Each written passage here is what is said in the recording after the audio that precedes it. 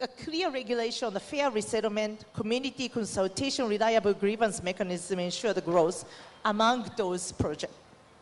And the third, but not the least, is to embed environment sustainability in the project. Climate resilient design, renewable energy integration, nature-based solution reduce, in the end, the life cycle cost. It make urban assets more resilient.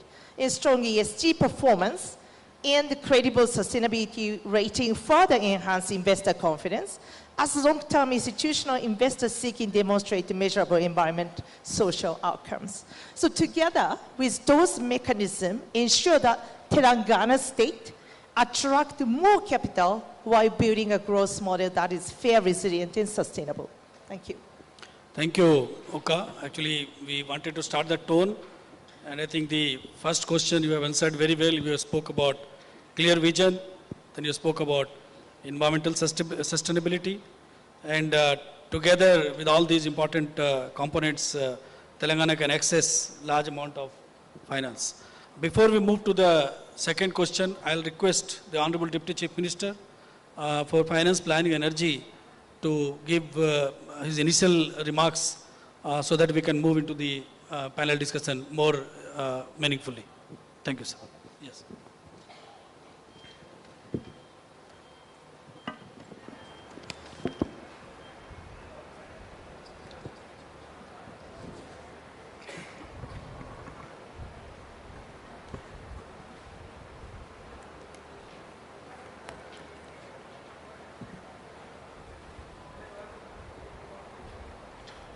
Sri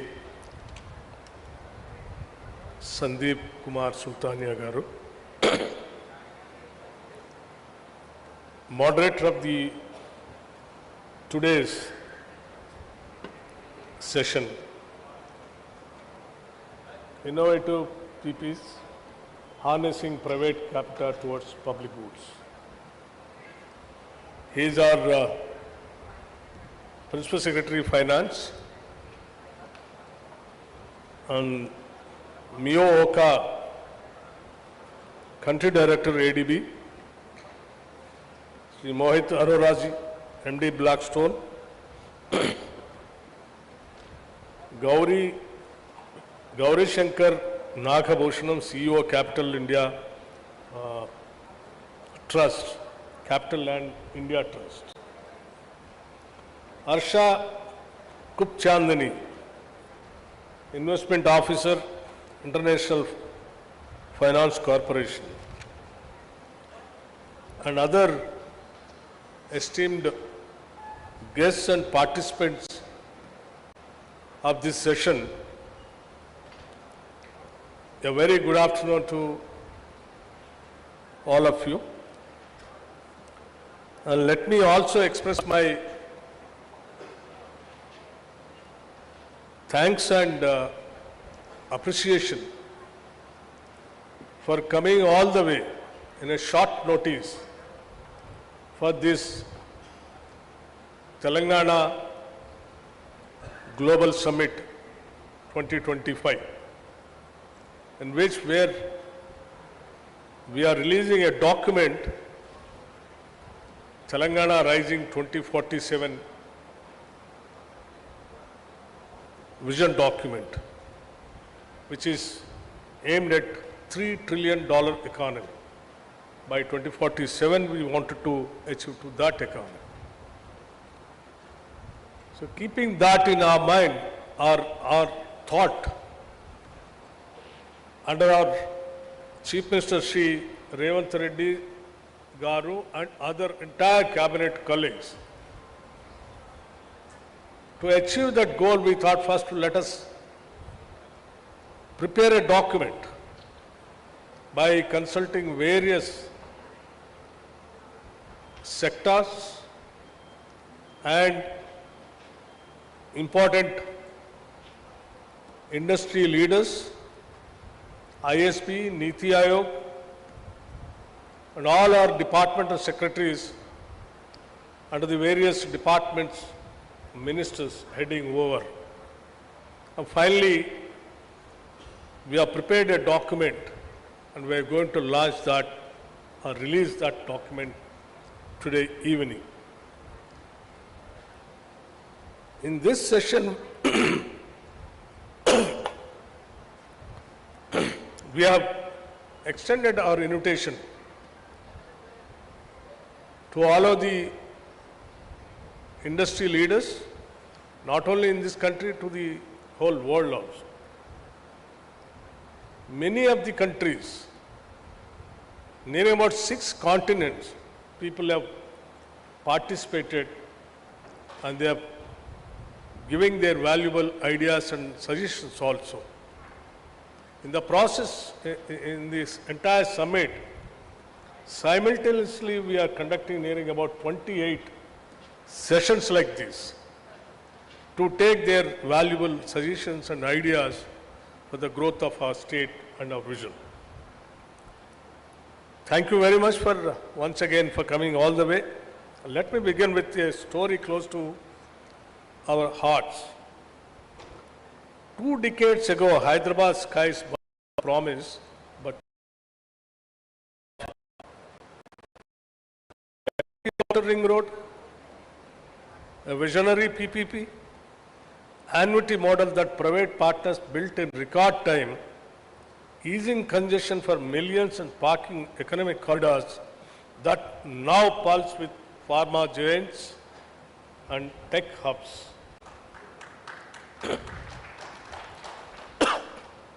That single project did not just move vehicles, it accelerated Telangana's destiny, proving PPs turn bold visions into thriving reality.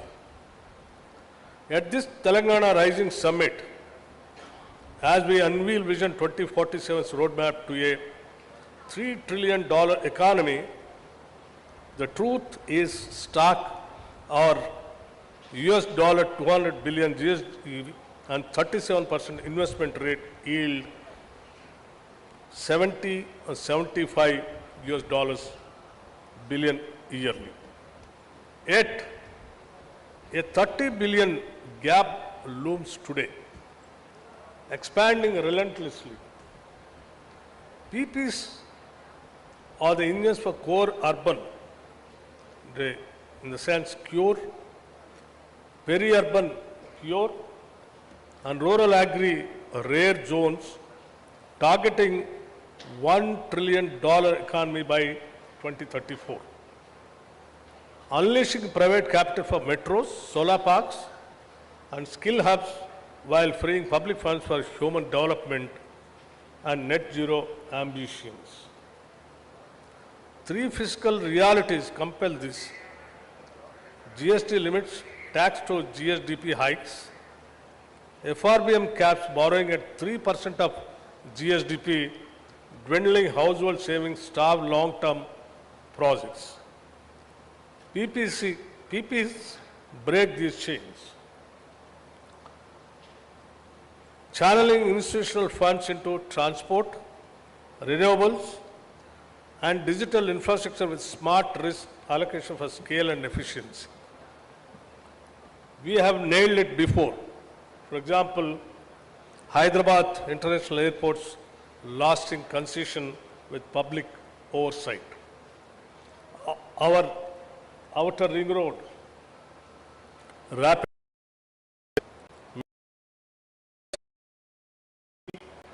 success, all approvals, stable rules, and fair resolutions. Global examples guide us.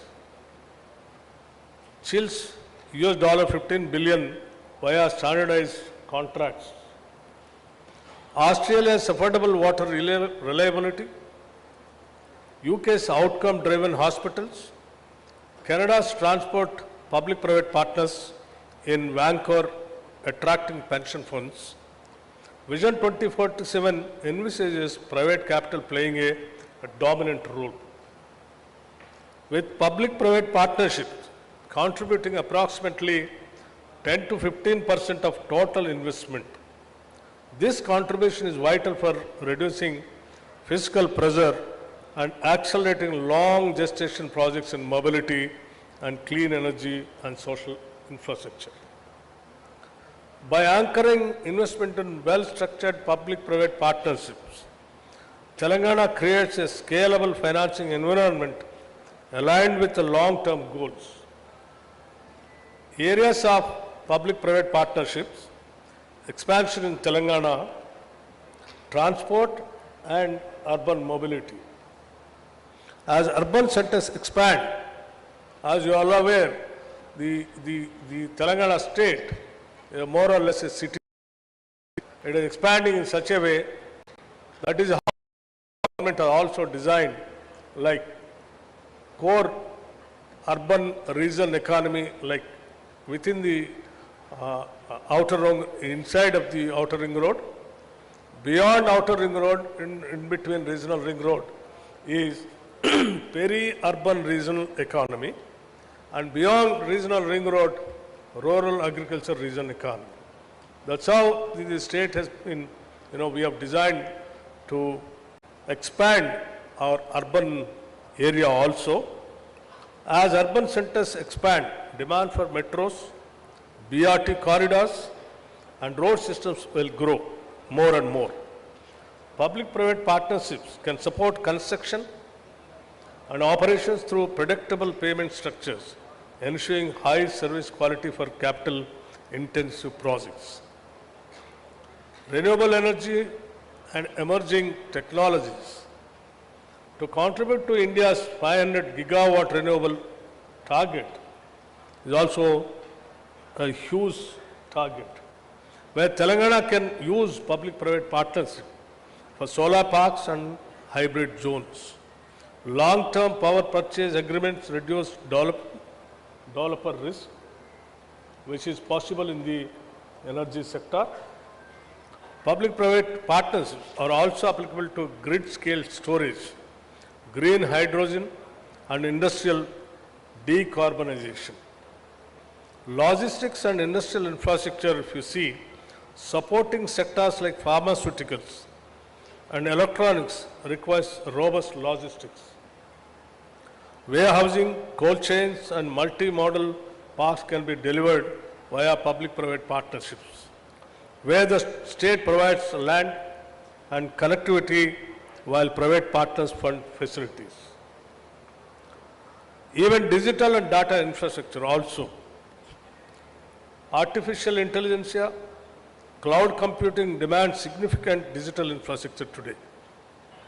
Public-private partnerships models can facilitate data centers and fiber networks by combining public utility provisioning with private technology investment, positioning Telangana as a digital hub.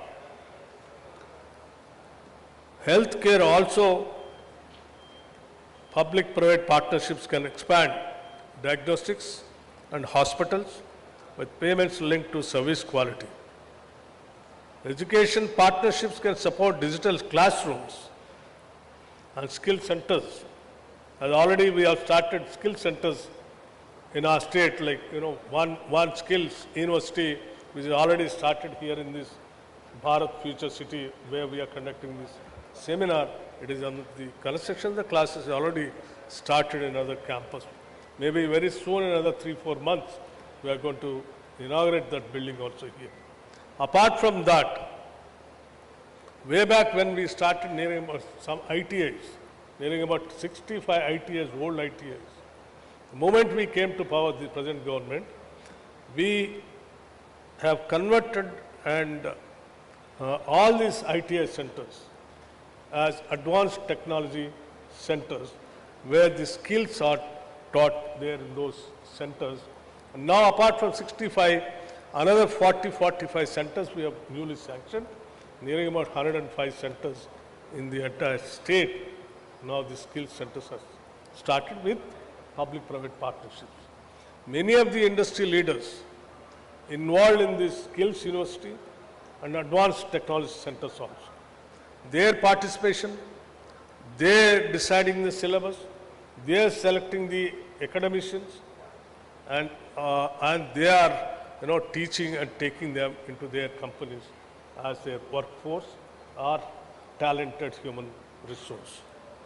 So, outcome-based contracts here, workforce, contracts tied to job placement and skill development programs. And water and sanitation also, performance-based models can enhance operational efficiency. Advanced PPPs, tools for Telangana's investment agenda.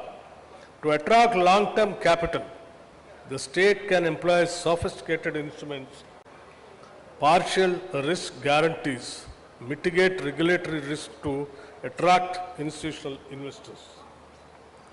Outcome-based financing links payments to specific indicators, learning outcomes like aligning public goals with private operations. Blended capital combines public capital with private investments for innovation-driven sectors. Revenue-linked models like strengthen viability in sectors with stable user fees. So these kinds of areas where all the public-private partnerships can be taken a serious partnership kind of a thing, and your core area where you can really concentrate and join with us in the Telangana Rise for the 2047, our vision of reaching our $3 trillion economy by 2047. So, request is to financial institutions like ADB, World Bank, or Blackstone, or any other, for example, the other friend is also here, like all your people can think about the Telangana. Telangana is the one state in this country which is attracting not only the states of this country, the whole world is looking towards Telangana. The kind of infrastructure what we have already given and what we are going to give to the state are going to be a biggest strength for the investors. And it is a heaven for the investors to come here and to take part in our rise. So I request all the financial institutions to take part. Our vision document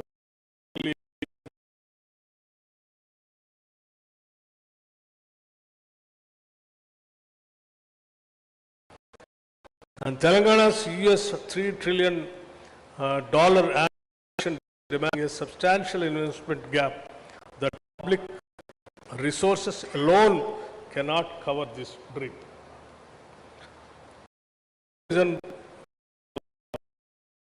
Making all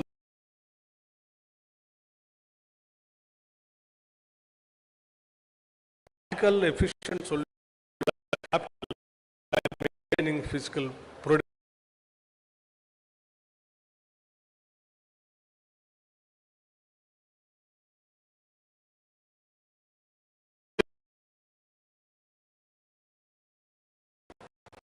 Transparent contracts and realistic risk allocation.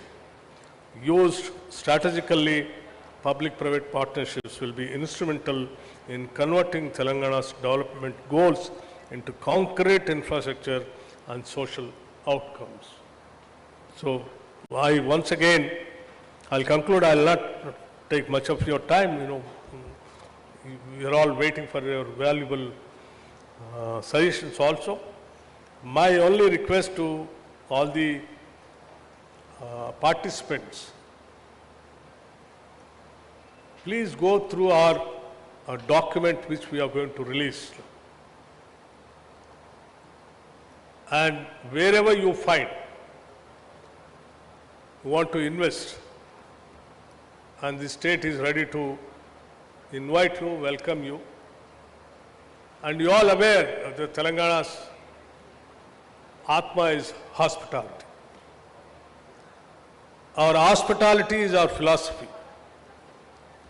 And whoever comes here to invest, and whoever joins with us in the rise of Telangana, we will treat them as our family members, and we will embrace them and carry them along with us. Thank you very much.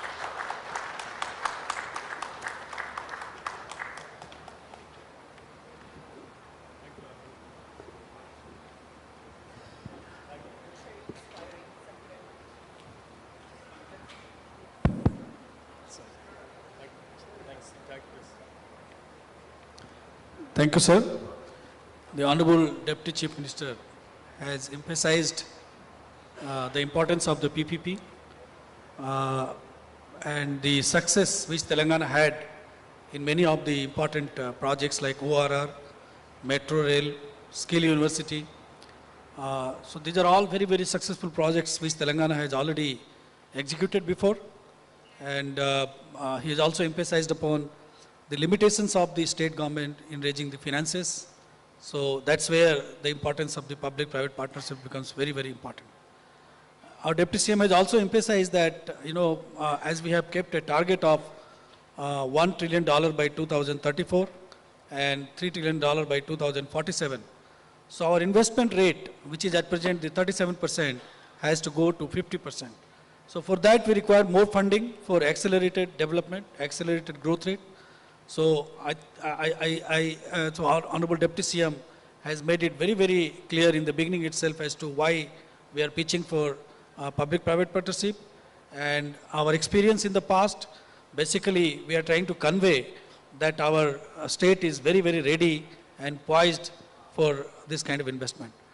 Our Deputy CM has also said that today evening, our Telangana vision document is going to be released, and all the participants are requested to go through it, and wherever there is a possibility of investment and doing something more concrete technologically, I think the state will be welcoming all of you.